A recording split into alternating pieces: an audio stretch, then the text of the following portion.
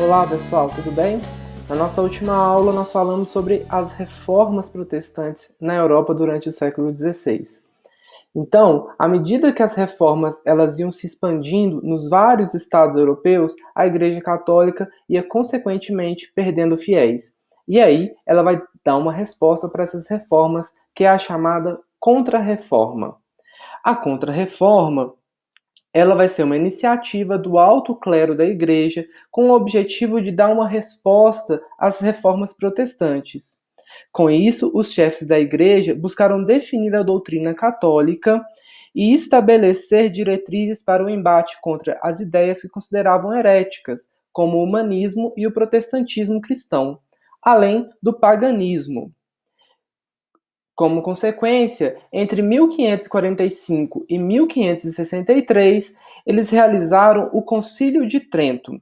Nesse concílio, a Igreja Católica determinou que, ao contrário do que pregavam os protestantes, a interpretação pessoal da Bíblia estava ligada ao paganismo e não deveria ser tomada como uma visão verdadeiramente cristã. Somente os clérigos da Igreja Católica, por meio da interpretação teológica da Bíblia, é que seriam capazes de interpretar o verdadeiro significado da doutrina cristã.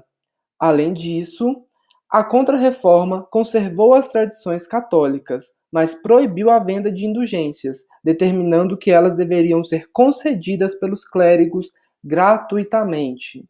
Um outro ponto importante da Contra-Reforma foi a criação da Companhia de Jesus, fundada em 1540. A Companhia de Jesus ela tinha o objetivo de catequizar e educar as pessoas na religião católica. A companhia foi muito importante na América. Ela teve uma missão evangelizadora entre os indígenas americanos. Então, teve uma conversão em massa desses indígenas em cristãos. No campo da arte, a Igreja vai buscar reafirmar a fé católica e vai lutar contra o racionalismo herdado do Renascimento. E aí, eles vão usar o Barroco. O Barroco vai ser um estilo propício para a sensibilização das pessoas, porque ele tinha um forte apelo espiritual. Razão e fé, equilíbrio e instabilidade, luz e sombra. O Barroco vai sempre trabalhar com essa ideia de dualidade. Para a gente ver um pouquinho desse barroco, eu trouxe uma imagem aqui do Caravaggio.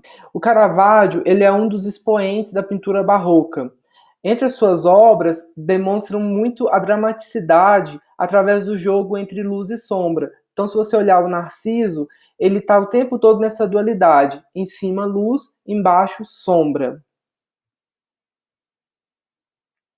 Outra característica importante aqui da Contra-Reforma são as perseguições religiosas. As perseguições religiosas, elas vão acontecer a partir de 1542, com a criação do Tribunal do Santo Ofício, também chamado de Santa Inquisição. A Inquisição ela vai investigar e perseguir os suspeitos de heresia. Ela obtinha confissões utilizando métodos de tortura e poderia condenar hereges à morte. Algumas pessoas célebres da época, como Galileu Galilei, ele foi perseguido pela Santa Inquisição.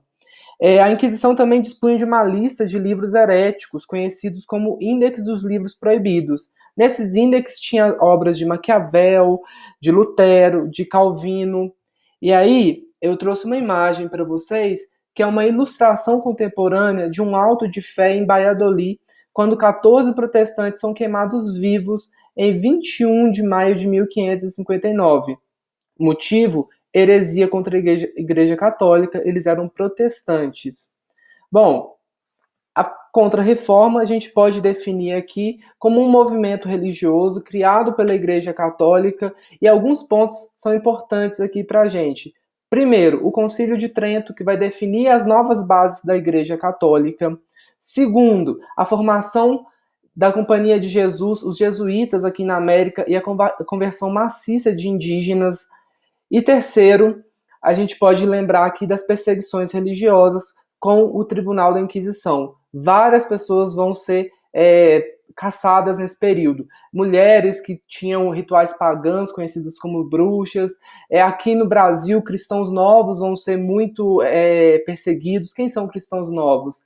são aqueles judeus convertidos ao cristianismo, né? Se você não fizer a conversão, você é perseguido.